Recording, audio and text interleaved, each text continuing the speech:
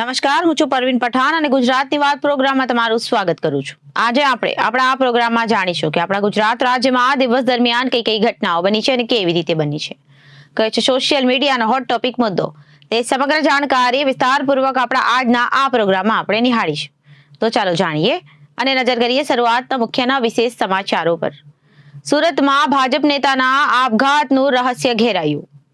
છેલ્લા ફોન કરી કોર્પોરેટર ચિરાગને કહ્યું, હું આપઘાત કરું છું. 3 કલાક કોર્પોરેટરની પૂછપરછ થઈ અને દીપિકાની અંતિમ વિધિ કરવામાં આવી. તો બીજી બાજુ ગોઝારો અકસ્માત સર્જાયો, બેને ભરકી ગયો. વડોદરા સાવલીના ઉદલપુર પાસે વહેલી સવારે 2 બાઇક વચ્ચે અકસ્માત સર્જાતા એક જ ગામના 2 યુવાનો સામસામે ભટકાતા બંનેનું મોત નીપજ્યું. તો બીજી તરફ અમદાવાદના કાકડિયા હોસ્પિટલમાં મૃત્યુનો મામલો સામે આવ્યો. પેનલ પીએમની ખાતરી બાદ પરિવારે મૃતદેહ સ્વીકાર્યો. પરિવારે મૃત્યુ મામલે હોસ્પિટલમાં હોબાળો મચાવ્યો હતો. તો બીજી બાજુ શિયાળાથી બચવા ટેકનોલોજીનો સહારો. સુરતના ટિબેટિયન માર્કેટમાં બરફ ચાર્જર જેકેટનો ટ્રેન્ડ. પાવર બેંક મૂકી જેકેટમાં મૂકેલું બટન દબાવો અને 60 સેકન્ડમાં જેકેટ ગરમ થાય. તો બીજી બાજુ હીરા ઉદ્યોગ પરથી મંદીના વાદળ ક્યારે દૂર થશે? સુરતના ઉદ્યોગકારે કહ્યું, આટલી લાંબી મંદી ક્યારેય જોઈ નથી. દિવાળી બાદ નેચરલ ડાયમંડની 75% ફેક્ટરીઓ ઠપ.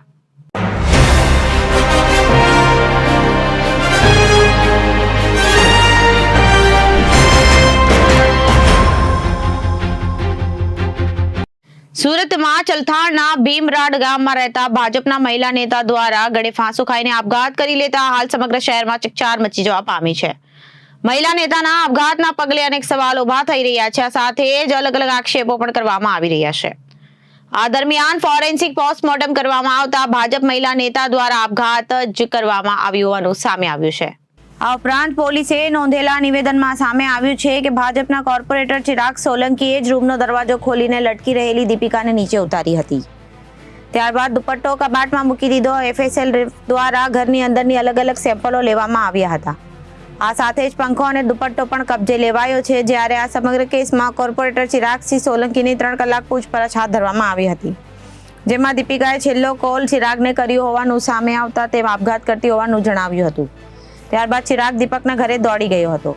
પરિવારજનો દ્વારા તટસ્થ તપાસની માંગ કરવામાં આવી છે. આ સાથે જ દીપિકા આપઘાત કરી લે તેટલી નબળી ન હોવાનું પણ જણાવીને તેને કોઈ દ્વારા બ્લેકમેલિંગ અથવા તેને મારવા મજબૂર કરવામાં આવી હોવાનું જણાવવામાં આવ્યું હતું. આ સાથે જ તેના કોલ ડિટેલની પણ તપાસ કરવામાં આવે છે તે દિશામાં પોલીસ દ્વારા પણ તપાસ હાથ ધરવામાં આવી હતી. મોડી રાત સુધી પોસ્ટમોર્ટમ ચાલ્યું અને સવારે અંતિમ વિધિ કરાઈ. મોડી રાત સુધી દીપિકા પટેલનું પોસ્ટમોર્ટમ હાથ ધરવામાં આવ્યું હતું. ત્યારબાદ મૃતદેહને કોલ્ડ સ્ટોરેજમાં મૂકી દેવામાં આવ્યો હતો અને આજે સવારે મૃતદેહ પરિવારને સોંપવામાં આવ્યો હતો.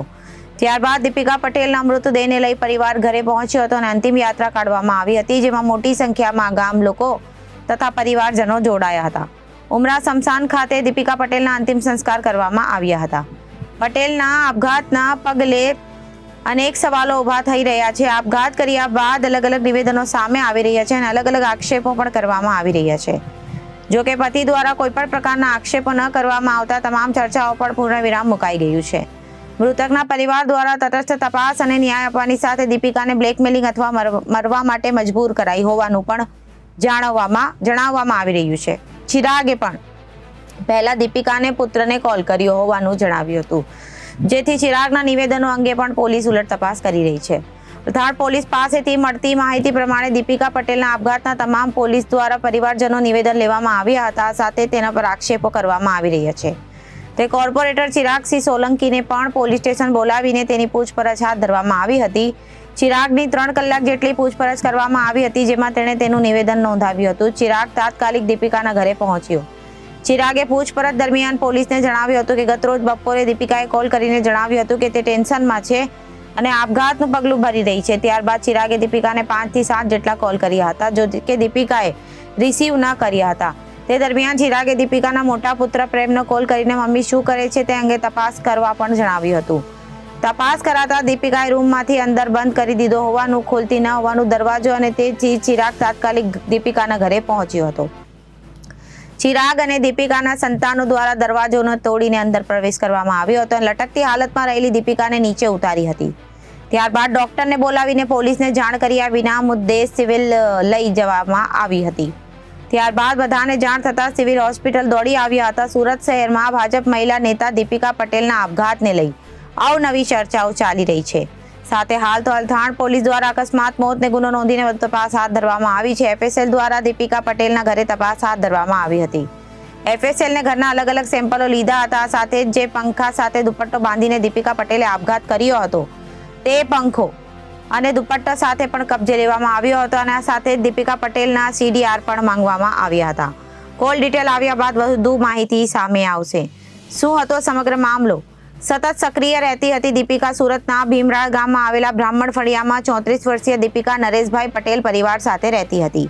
પરિવારમાં 2 દીકરા અને દીકરી છે. દીપિકા ભાજપમાં સતત સક્રિય રહેતી હતી અને વોર્ડ નંબર 30ના મહિલા મોરચાના પ્રમુખ તરીકે હાલ ભાજપ સાથે જોડાયેલી હતી. આજ વોર્ડ નંબર 30ના કોર્પોરેટર ચિરાગ સોલંકી સાથે દીપિકાના પરિવારના પારિવારિક સંબંધો હોવાનું દીપિકાના પતિ નરેશ પટેલે જણાવ્યું હતું. તે વર્ષથી ચિરાગ સોલંકી સાથે સંપર્કમાં આવી હતી. 1 ડિસેમ્બર 2024ના રોજ બપોરના 2 વાગ્યાના આસપાસ દીપિકા અને તેમના સંતાનો ઘરે હાજર હતા. દરમિયાન દીપિકાએ પોતાને તેની રૂમમાં બંધ કરી લીધી. તે અંગે સંતાનોને જાણ થતાં ચિરાગ સોલંકીને જાણ કરવામાં આવી હતી. આ સાથે જ પિતા નરેશ પટેલને પણ જાણ કરવામાં આવી હતી. તે દરમિયાન પહેલા ચિરાગ દીપિકાને ઘરે પહોંચ્યો. જો કે દીપિકાએ પોતાનો રૂમ અંદરથી લોક કરેલો હોવાથી દરવાજો તોડીને અંદર ગયા હતા. ચિરાગે દીપિકાને લટકતી હાલતમાં નીચે ઉતારી દીપિકાએ દુપટ્ટા વડે ગળે ફાંસો ખાઈ લીધો હતો, જેથી તે લટકી રહી હતી. ચિરાગે દીપિકાને લટકતી હાલતમાં નીચે ઉતારી હતી. ત્યારબાદ જે દુપટ્ટો હતો તે કબાટમાં મૂકી દીધો હતો અને ડોક્ટર આકાશને બોલાવ્યા હતા. ત્યારબાદ અન્ય એક ડોક્ટર સુનિલને બોલાવ્યો હતો. આ દરમિયાન ઘરના મેઇન દરવાજાને લોક કરી દેવામાં આવ્યો હતા. ઘટનાના અડધો કલાક બાદ દીપિકાનો ભત્રીજો ઘરે આવ્યો હતો. દીપિકાએ આપઘાત કર્યો હોવાનું પરિવારજનો સહિત આસપાસના લોકોને જણાવતા તાત્કાલિક દીપિકાને લઈને સિવિલ હોસ્પિટલ પહોંચ્યા હતા અને તેને મૃત જાહેર કરવામાં આવી હતી. ભાજપ મહિલા મોરચા વોર્ડ નંબર 30ના પ્રમુખની આપઘાતની વાત ગણતરીના સમયમાં જ ફેલાઈ ગઈ હતી. પગલે ગામના લોકો અને સગા સંબંધીઓ સુરત સિવિલ હોસ્પિટલ ખાતે પોસ્ટમોર્ટમ રૂમ બહાર પહોંચી ગયા હતા. દીપિકાના પતિ અને 3 સંતાનો પણ ત્યાં જ હાજર હતા. દીપિકાના આપઘાતના પગલે ચિરાગ સોલંકી સામે અલગ અલગ આક્ષેપો કરવામાં આવી રહ્યા હતા. પરિવારની સાથે ચિરાગ સોલંકીને પણ પોસ્ટમોર્ટમ રૂમની અંદર લઈ જવામાં આવ્યો હતો અને પૂછપરછ કરવામાં આવી હતી.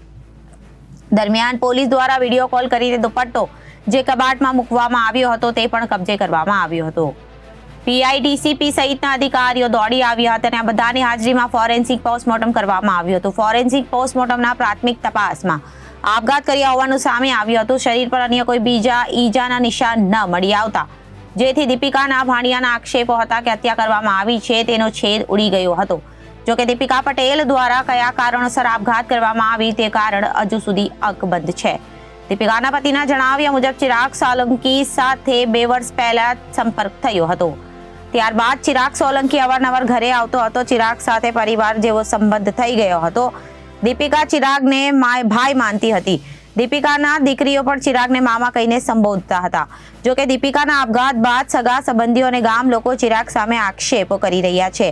જ્યારે પતિ દ્વારા ચિરાગ સામે કોઈ પણ પ્રકારના આક્ષેપો કરવામાં આવ્યા ન હતા. દીપિકા આપઘાત કરી લે એટલી નબળી ન હતી. તે એકદમ હિંમતવાન મહિલા હતી.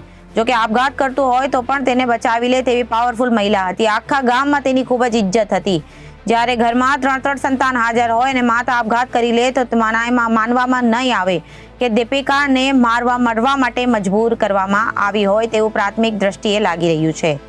સુખી સંપન્ન પરિવાર અને ઘરમાં પણ ખુશી રહેતા હોય ને એવું પગલું ભરે તો શંકા ઉપજે જ. દીપિકાને ફોન અથવા અન્ય રીતે બ્લેકમેલિંગ કરવામાં આવતું હોય તેવું પરિવારનું માનવું છે.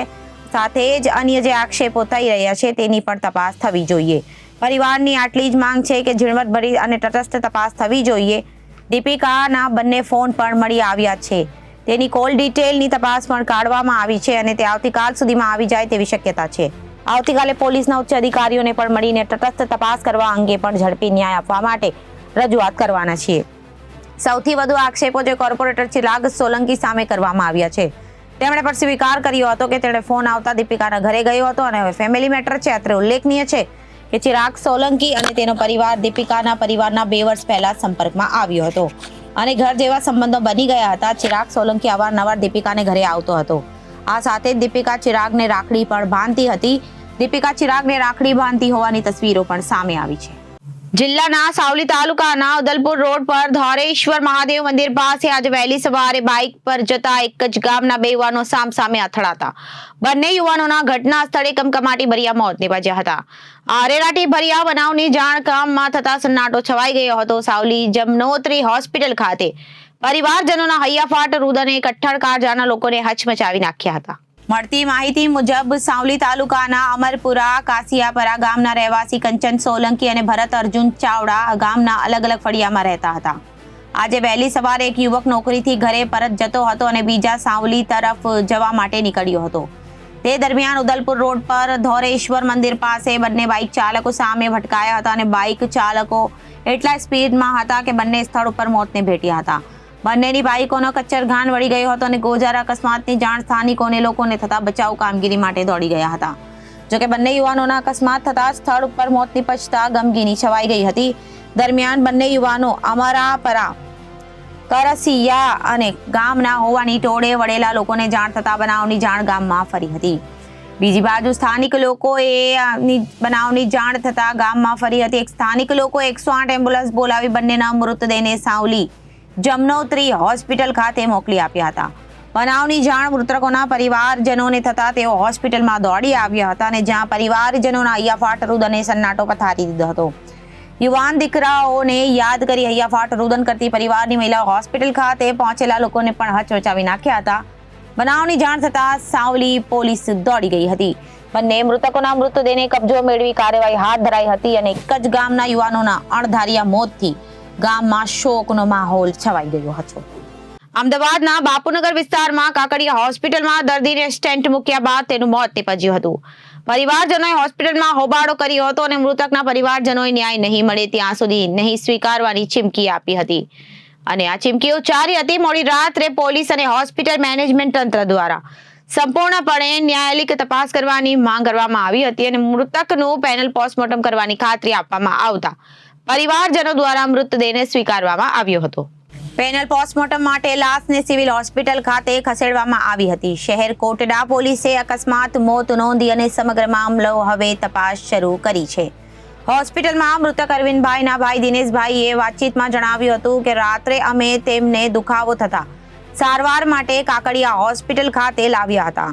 ત્યારે તેમને ઇન્જેક્શન આપ્યું હતું અને દવા આપી હતી. ત્યારબાદ સવારે જ્યારે આવ્યા ત્યારે તેમના રિપોર્ટ કર્યા અને તેમાં કહ્યું હતું કે તેમની નળી બ્લોક છે, જેથી તેમનું ઓપરેશન કરવા માટે અંદર લઈ ગયા હતા અને એક નળી નાખી અને ઓપરેશન કર્યું હતું. જ્યારે તેઓ અમને બતાવતા હતા અને એક નળી તૂટેલી હતી અને વિમાન જેવું દેખાતું હતું, જેથી તેઓએ કહ્યું હતું કે આ નળી ફાટી ગઈ છે અને અમારા ભૂલથી આ થઈ ગયું છે, પણ અમે સ્ટેન્ટ મૂક્યું છે જેથી સારા થઈ જશે.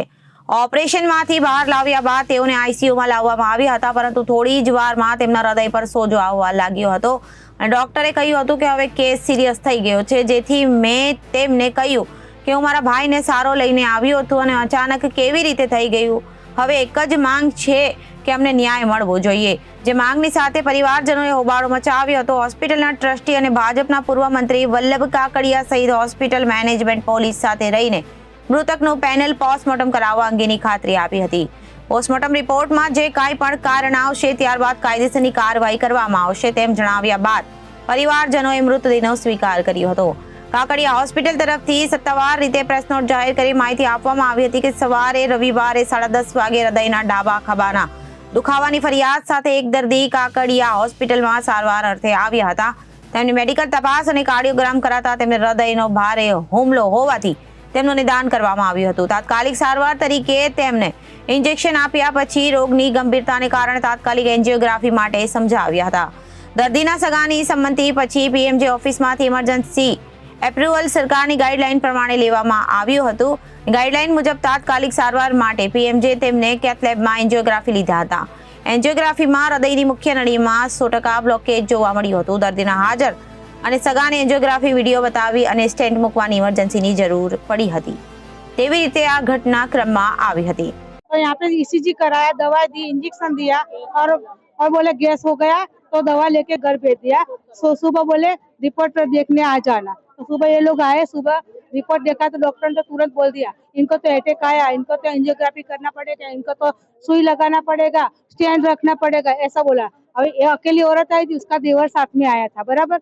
और जब बोले कि इतना इतना पैसा होगा, ज्यादा पैसा होती है, तो बोले कि मेरे पास इतना पैसा है ही नहीं, बराबर मैं तो लारी चलाती हूँ, इसमें हमारा गुजरात होता। तो उसको डॉक्टर ने बोला ठीक है कोई वादा नहीं, आयुष्मान कार्ड होगा तो उसमें कर दूंगा हम, आप चिंता मत करो। तो ये उसका देवर लेने गए। तो मेरा कहने का इतना मतलब है कि जब मरीज यहाँ पे था, अकेला था, इन दोनों को भेज क्यों देगा?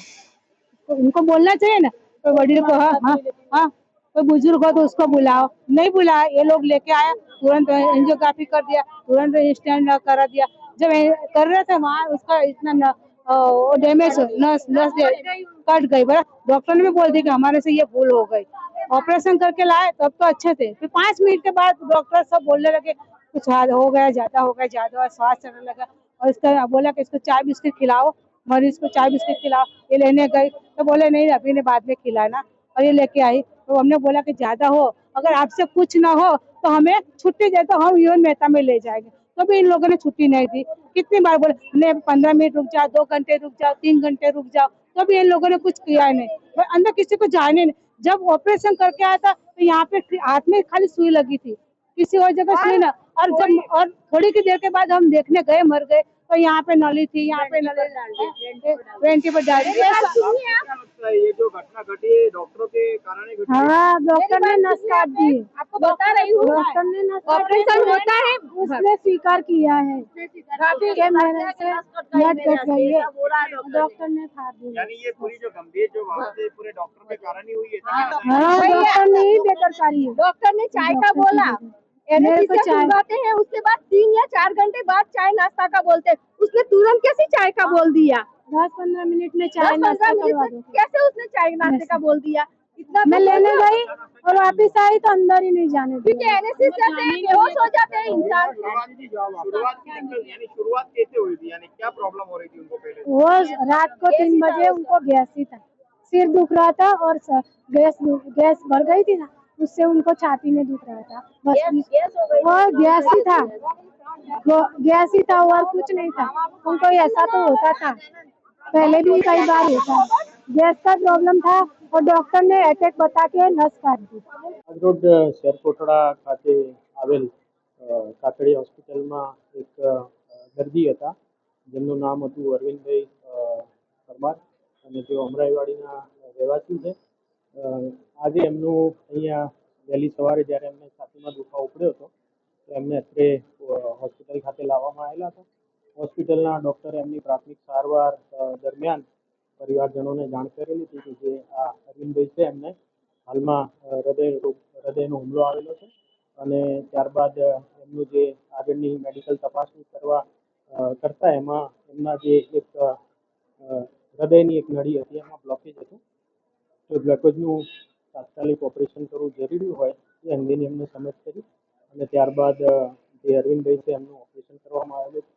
ઓપરેશન બાદ છે એ એમની મેડિકલ કન્ડિશન થોડી ક્રિટિકલ થયેલી હતી અને એ ક્રિટિકલ કન્ડિશનના કારણે તેઓનું મૃત્યુ નીપજ્યું હતું. તો આજે એમના મૃત્યુની જાણ થતાં જ પરિવારજનો દ્વારા ડૉક્ટર છે એમને સારવારમાં બેદરકારી દાખવી હોય એ અંગેની પરિવારજનોની રજૂઆત હતી અને પરિવારજનોએ જે છે એ અંગે હોસ્પિટલના તંત્રને રજૂઆત કરેલી હતી અને એમના પરિવારના ઘણા બધા સભ્યો અહીંયા હોસ્પિટલ ખાતે હાજર છે. બનાવની જાણ થતાં જ પોલીસ પણ તાત્કાલિક કાકડી હોસ્પિટલ ખાતે પહોંચેલ છે અને હાલમાં જે છે પરિવારજનોને એમના મૃત્યુનું જે કંઈ એમના ડૉક્ટરો તરફથી જે પણ તે બેદરકારી કે જેના પણ એમના જે આક્ષેપો છે એ બાબતે એમને અત્યારે હાલમાં જે એમના પરિવારજનનું મૃત્યુ થયું છે તો એનું અકસ્માત મોતની જાહેરાત જે છે લેવામાં આવી રહી છે અને ત્યારબાદ એસડીએમ એક્ઝિક્યુટિવ મેજિસ્ટ્રેટની હાજરીમાં આ જે મરણ જનાર છે એમનું ઇન્ક્વેસ્ટ પંચનામું કરી અને આગળની પોસ્ટમોર્ટમની કાર્યવાહી કરવા માટે મોકલી આપવામાં આવશે. મેનેજમેન્ટમાં હવે દાખલા તરીકે રાત્રે અરવિંદભાઈ પરમાર જે અત્યારે જે અહીંયા છે એ રાત્રે પેશન્ટ તરીકે આવેલા, પછી પાછા સવારે વહેલા જતા રહ્યા, પાછા જતા રહ્યા, એટલે નોર્મલ એટેક હતો. પછી એમને કંઈક બે સાથે ચેકિંગ કર્યું એટલે એમાં એટેક હતો એવું ડૉક્ટરનું કહેવું છે. એવી એટેક હતો એટલે એની એટેકમાં મેઇન જે નળી હોય એ મેઇન નળી બ્લોકેજ હતી એટલે એ નળી ખોલી ડૉક્ટરે, ખોલી પાછી હરખું કરી અને પાછું એને જે પેશન્ટ છે એ બાથરૂમમાં બી ગયા, જઈને આવ્યા, એ વાતો બી કરી, પછી પાછું નાનું મોટું કંઈ રહેશે આવ્યો, એવું ડાક્ટરનું કહેવું છે ટેકનિકલ રીતે. અને પેશન્ટ એક્સપાયર થયા. મને એમના સંબંધીએ મને ફોન બી કર્યો હતો 3:30 તો 3:15 કે ભાઈ સવારે કોઈ ડાક્ટર હાજર નથી. મેં ફોન કર્યો એટલે કાર્ડિયોલોજી ડૉક્ટર હાજર હતા, પેશન્ટની સાથે બેઠા હતા. એટલે મેં પાછો એનો ફોન કરીને કીધું 7 મિનિટ પછી કે ભાઈ ડૉક્ટર ત્યાં હાજર છે અને સારવારની કામગીરી ચાલુ છે, એટલે જે કંઈ થાય એટલે બચાવવાના પ્રયત્ન સ્વાભાવિક છે. હવે અમે તો અહીંયા સિસ્ટમ એવી છે કે કોઈ પણ દર્દી ઇમરજન્સીમાં આવે એટલે પહેલા સારવાર સીધી જ કરવી છે. કોઈ દિવસો કે પૈસા છે, કાર્ડ છે કે નથી, એ કોઈ દિવસ કરતા નથી. અમારી તો સંસ્થાની આ વર્ષો પરિવારજનો બેદરકારીનો આક્ષેપ કર્યો છે ડોક્ટરો ઉપર. આ અંગે મેનેજમેન્ટ શું કાર્યવાહી કરી છે? એ અમે તો એવું કહેવા માંગીએ છીએ કે ભાઈ આ પોસ્ટમોર્ટમ કરાવડાવો અને પોસ્ટમોર્ટમ થશે અને એમાં જે કંઈ નીકળતું હોય ને જે કાયદેસરની કાર્યવાહી પોલીસ કરશે એમાં અમે એમાં સપોર્ટ કરવા તૈયાર છીએ. બેદરકારી દેખાડતી તબીબો સામે મેનેજમેન્ટ કોઈ કાર્યવાહી કરશે? નહીં, જે કંઈ દાખલા તરીકે જે કંઈ કાર્યવાહી દાખલા તરીકે મેનેજમેન્ટની પોલિસી કરશે ને, મેનેજમેન્ટ સાથે કંઈ જે કંઈ અમારો જે આમાં દોષ લાગતો હશે કે જે દાખલા તરીકે જે લાગતું હોય કે ભાઈ ખરેખર કંઈ કરતા નથી, એટલે અમે તો આ સિસ્ટમ અમારી અહીંયા છે કે જે કંઈ સારવાર કરીએ છીએ ખરેખર દર્દીને સારું કેમ થાય એ ધ્યેયથી કરી રહ્યા છીએ. કે આ કોઈ અમે પોતે ડાક્ટરો છીએ જ નહીં, સમજો. અને 25 વર્ષથી આ હોસ્પિટલો ચલાવીએ છીએ. નરેન્દ્ર મોદી સાહેબે ઉદઘાટન કર્યું તો તમે જોઈ શકો છો. અને પછી બાજુ ત્યાં બીજી કોઠિયા હોસ્પિટલ બી છે. એટલે અમે અમારું આ પ્રયત્ન છે કે પોલીસ કહે છે પરિવારજનોને શું આશ્વાસન આપો છો? તેમને ન્યાય માંગે છે તો પરિવારજનો તો સ્વાભાવિક છે કે એનું કોઈ માણસ એક્સપાયર થયું હોય તો ગમે હોય, ઉંમર હોય, નાની હોય કે મોટી હોય, દરેકને દુઃખ હોય, સ્વાભાવિક વસ્તુ છે. એટલે અમે એને કહીએ છીએ કે તમે પોલીસ તમે પોસ્ટમોર્ટમ કરાવો અને એનું જે લાગતું હોય, જે રિપોર્ટ લાગતો હોય, જે કાયદેસર કાર્યવાહી થતી હશે તો પોલીસ કરશે. રાજ્યમાં ઠંડીનું આગમન થઈ રહ્યું છે અને ઠંડીનો ચમકારો વધતા રાજ્યભરમાં તાપમાનનો પારો નીચે ગગડ્યો છે. હવામાન ખાતા દ્વારા આ વર્ષે શિયાળામાં કડક ઠંડી પડશે તેવી આગાહી કરવામાં આવી છે, જેથી લોકોને ઠંડીથી બચવા માટે ખાસ ગરમ કપડાની ખરીદી શરૂ કરાઈ હતી. સુરતમાં ટિબેટિયન માર્કેટમાં આ વખતે ખાસ એક ટેકનોલોજીથી ભરપૂર બરફ ચાર્જર જેકેટ લોકોના આકર્ષણનું કેન્દ્ર બન્યું છે. જેકેટમાં વાપરવામાં આવેલી સ્પેશિયલ ટેકનોલોજીને લઈ ફક્ત 60 સેકન્ડમાં જેકેટ ગરમ થઈ જાય છે અને કડકડાટી ઠંડીમાં પણ હીટરની જેમ ગરમીનો અનુભવ કરાવે છે. ગુજરાતમાં ગુલાબી ઠંડીનો માહોલ જામ્યો છે. તેમાં પણ દિવસ દરમિયાન મહત્તમ તાપમાન સામાન્ય કરતાં નીચું રહેવાથી રાજ્યભરમાં ઠંડીનો ચમકારો વર્તાઈ રહ્યો છે. દિવસે પણ ઠંડકનો અનુભવ થતાં ગુજરાતવાસીઓને શિયાળાની અસરનો અનુભવ થઈ રહ્યો છે. આ ઉપરાંત લઘુત્તમ તાપમાનમાં પણ 1 થી 2 ડિગ્રીનો ઘટાડો થવાથી મધરાત્રિએ બનેલી વહેલી સવારે ઠંડીનો અહેસાસ થશે. ઉપરાંત આગામી 5 દિવસ ગુજરાતનું વાતાવરણ શુષ્ક રહેવાની સાથે ઠંડીનો અનુભવ રહેશે. હવે ત્યારે લોકો ગરમ કપડાની ખરીદી શરૂ કરી દીધી છે. સુરતના ટિબેટિયન માર્કેટમાં લોકોની અવરજવર વધી ગઈ છે અને લોકોએ ગરમ ટોપી, શોલ, મફલર, જેકેટ વગેરે ગરમ કપડાની ખરીદી શરૂ કરી છે. ત્યારે વખતે લોકોમાં ખાસ જેકેટ આકર્ષણનું કેન્દ્ર જમાવ્યું છે. સ્પેશિયલ જેકેટમાં જાપાનીઝ ટેકનોલોજીનો ઉપયોગ કરવામાં આવ્યો છે. હીટિંગ ફંક્શનથી સજ્જ છે. જેકેટની અંદર ખાસ USB પોર્ટ છે, જેને પાવર બેંક સાથે કનેક્ટ કરતા માત્ર 60 સેકન્ડમાં જેકેટ ગરમ થાય છે અને કડક ઠંડીમાં હીટરની જેમ ગરમીનો અનુભવ કરાવે છે. જાપાનીઝ ટેકનોલોજીથી સજ્જ આ જેકેટમાં એક બટન છે, જે દબાવતા લાલ લાઇટ ચાલુ થાય છે. જેકેટ ગરમ થવાનું શરૂ થાય છે. હીટિંગ સિસ્ટમ 5 મિનિટમાં આપમેળે બંધ થઈ જાય છે, જેથી ઓવરહીટિંગ ન થાય. અને પાવર બેંકના ચાર્જ પર આધાર રાખીને જેકેટ લાંબા સમય સુધી ગરમી પૂરું પાડે છે. જેકેટમાં પાવર બેંક મૂકવાની વિશેષ વ્યવસ્થા છે, જેથી તે સરળતાથી પોર્ટેબલ બની રહે છે. વિક્રેતા દીપકે જણાવ્યું કે આ જેકેટ હાલ લોકોમાં આકર્ષણ જમાવી રહ્યું છે. ખાલી બટન દબાવી પાવર બેંક જોડતા તરત જ ગરમીનો અનુભવ થાય છે અને કડકડાટી ઠંડીમાં પણ આરામદાયક છે. જાપાનની ટેકનોલોજીથી સજ્જ આ જેકેટની કિંમત 2000 રૂપિયા રાખવામાં આવી છે. ડિઝાઇન અને ટેકનોલોજી બંનેને કારણે આ જેકેટની ખાસ માંગ વર્તાઈ ગઈ છે. જેકેટના પોકેટમાં USB પોઈન્ટ છે, જેમાં પાવર બેંક મૂકતાની સાથે જેકેટમાં મૂકેલું બટન દબાવો અને લાલ લાઇટ ચાલુ થતાની સાથે જેકેટ ગરમ થવાનું શરૂ થઈ જાય છે અને 1 મિનિટ સુધી ગરમ થાય છે. 5 મિનિટ બાદ બટન આપોઆપ બંધ થઈ જાય છે, એટલે કે પાવર બેંકમાં જેટલો ચાર્જ હશે તેટલો સમય સુધી આ જેકેટ ગરમી આપશે. સુરતનો ડાયમંડ ઉદ્યોગ સમગ્ર વિશ્વમાં ફેલાયેલો છે. જ્યારે પણ વિદેશમાં કોઈ રાજકીય ઉથલ પાથલ કે અન્ય કોઈ મોટી ઘટના બને ત્યારે તેની સીધી અસર હીરા ઉદ્યોગ પર જોવા મળે છે. ખાસ કરીને યુરોપિયન દેશોમાં જ્યારે મંદીની અસર દેખાય છે ત્યારે સુરતના ડાયમંડ ઉદ્યોગો પર તેની ખરાબ અસર દેખાતી હોય છે. સુરતનો ડાયમંડ ઉદ્યોગ મહંદશે વિદેશના બજાર ઉપર આધારિત છે. હીરા ઉદ્યોગની મંદી ક્યારે દૂર થશે તે હવે યક્ષ પ્રશ્ન બની ગયો છે. સુરતના ઉદ્યોગકારે કહ્યું કે આટલી લાંબી મંદી ક્યારેય જોઈ નથી. સુરતમાં નેચરલ ડાયમંડનો ઉદ્યોગ ખૂબ મોટા પ્રમાણમાં જોવા મળતો હતો. વિદેશમાં આવતા રફને પોલિશ્ડ અને કટિંગ કરી વિદેશમાં મોકલવામાં આવે છે. પરંતુ આ વખતે વૈશ્વિક બજારમાં રિયલ ડાયમંડની માંગ ઘટી છે. તેની પાછળ અનેક કારણો જવાબદાર છે. સાથે સાથે લેબ ગ્રોન ડાયમંડને કારણે પણ નેચરલ ડાયમંડ ઉપર ખૂબ મોટી અસર દેખાઈ રહી છે. વૈશ્વિક સ્તરે મંદી હોવાને કારણે લોકોની ખરીદ શક્તિમાં ઘટાડો નોંધાયો છે, જેથી નેચરલ ડાયમંડ ખરીદનારાઓની સંખ્યામાં નોંધપાત્ર ઘટાડો જોવા મળી રહ્યો છે. સામાન્ય રીતે અત્યાર સુધી ડાયમંડ ઉદ્યોગોની અંદર જે પેટર્ન મંદીની જોવા મળતી હતી તેના કરતાં આ વખતે કોઈક અલગ દેખાઈ રહી છે. દર વખતે જ્યારે મંદીનો માહોલ સર્જાતો હોય ત્યારે 4 મહિના, 6 મહિના કે 8 મહિનાનો સમયગાળો હોય છે. ત્યાર પછી ફરી એક વખત રાબેતા મુજબ હીરા ઉદ્યોગમાં તેજી જોવા મળતી હોય છે. આ વખતે પણ મંદી છેલ્લા 2 વર્ષથી જોવા મળી રહી છે અને નેચરલ ડાયમંડ સાથે સંકળાયેલા ઉદ્યોગકારો આશા લઈને બેઠા છે કે હવે મંદી દૂર થશે. પરંતુ લાંબો ગાળો પસાર થઈ ગયા બાદ પણ હજી સુધી નેચરલ ડાયમંડની અંદર તેજી આવી નથી. આ ડાયમંડ ઉદ્યોગોના ઇતિહાસમાં પહેલી વખત થયું છે કે જેના કારણે હીરા ઉદ્યોગકારોની કેપિટલ ઉપર પણ ખૂબ મોટી અસર થઈ છે.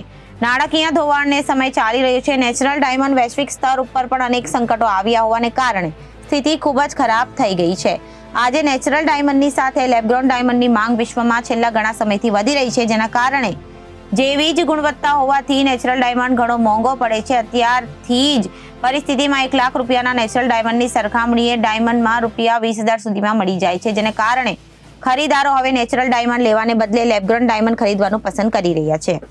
જ્વેલરીમાં પણ નેચરલ ડાયમંડને બદલે હવે લેબગ્રોન ડાયમંડની પસંદગી જ્વેલરીમાં મેન્યુફેક્ચર માટે પ્રાથમિકતા બની રહી છે, જેના કારણે નેચરલ ડાયમંડ ઉપર તેની વિપરીત અસર થઈ રહી છે. વિશ્વસનીયતામાં પણ ઘટાડો થવા લાગ્યો છે. એક મોટા કારણ પૈકીનું એક છે લેબગ્રોન ડાયમંડની સરખામણીને નેચરલ ડાયમંડ જ્યારે બજારમાં વેચવામાં આવે છે ત્યારે પહેલા કરતાં વધુ તેની વિશ્વસનીયતા ઉપર પ્રશ્નો ઊભા થઈ રહ્યા છે. ડિસેમ્બર મહિનાની અંદર અમેરિકા જેવા દેશોમાંથી ખૂબ મોટા પ્રમાણમાં ડાયમંડની માંગ ઊભી થતી હોય છે, પરંતુ દિવાળી પૂર્ણ થયા બાદ પણ હજી નેચરલ ડાયમંડ સાથે કામ કરતા ઉદ્યોગકારો પોતાની ફેક્ટરી શરૂ કરી શક્યા નથી. ડિમાન્ડ ન હોવાને કારણે કોઈ પણ પ્રકારનું જોખમ લેવા માટે નેચરલ ડાયમંડ સાથે કામ કરતા ઉદ્યોગકારો ડરી રહ્યા છે. તેમને આ મંદીના માહોલમાં નેચરલ ડાયમંડનું પ્રોડક્શન કરીને આર્થિક નુકસાન ઉઠાવવા જેવી સ્થિતિ દેખાઈ રહી છે. તેથી સામાન્ય રીતે ભૂતકાળમાં દિવાળી બાદ ઝડપથી ફેક્ટરીઓ શરૂ થઈ જતી હોય છે, પરંતુ આ વર્ષે નેચરલ ડાયમંડનું કામ કરનારી ફેક્ટરીઓમાં ઉદાસીનતાનો માહોલ જોવા મળી રહ્યો છે. નેચરલ ડાયમંડ સાથે સંકળાયેલા ઉદ્યોગકારોમાં દામજી માવાડીએ જણાવ્યું હતું કે આ વખતે મારા અનુભવ મુજબ મંદીની પેટર્ન ખૂબ જ અલગ છે. આવી સ્થિતિ 2008માં પણ જોવા મળી નથી. કારણ કે જ્યારે પણ મંદીનો માહોલ સર્જાતો હોય છે ત્યારે 4 મહિનાથી લઈને 8 મહિના સુધી વધુનો ક્યારેક રહ્યો નથી. પરંતુ આ વખતે પ્રથમવાર એવું બન્યું છે કે 2 વર્ષ જેટલો સમય થઈ ગયો છે, પરંતુ હજી નેચરલ ડાયમંડની અંદર તેજી દેખાતી નથી. લેબગ્રોન ડાયમંડના કારણે સુરતના હીરા ઉદ્યોગમાં બેરોજગારીની સ્થિતિ ઊભી થઈ નથી. કારણ કે નેચરલ ડાયમંડના કામ કરનારા ઘણા ઉદ્યોગકારો લેબગ્રોન ડાયમંડ તરફ વળ્યા છે, જેના કારણે સ્થિતિ સચવાઈ રહી છે. પરંતુ લેબગ્રોન ડાયમંડને કારણે રિયલ ડાયમંડ પણ ખૂબ જ મોટી અસર દેખાઈ રહી છે. એક તરફ વિશ્વભરમાં યુદ્ધ જેવી સ્થિતિનું નિર્માણ થયું છે અને રફ ડાયમંડ ઉપર અનેક પ્રકારના પ્રતિબંધો અમેરિકા અને રશિયાના ખરાબ સંબંધોને કારણે લગાડવામાં આવ્યા હતા. વૈશ્વિક બજારમાં આજે પણ સ્થિતિ સ્પષ્ટ થઈ નથી, જેથી ડાયમંડ ઉદ્યોગની ચિંતા હજી પણ યથાવત છે. આજે રિયલ ડાયમંડના વેપારની વાત કરીએ તો માત્ર 20% ઉપર આવીને અટકી ગયો છે.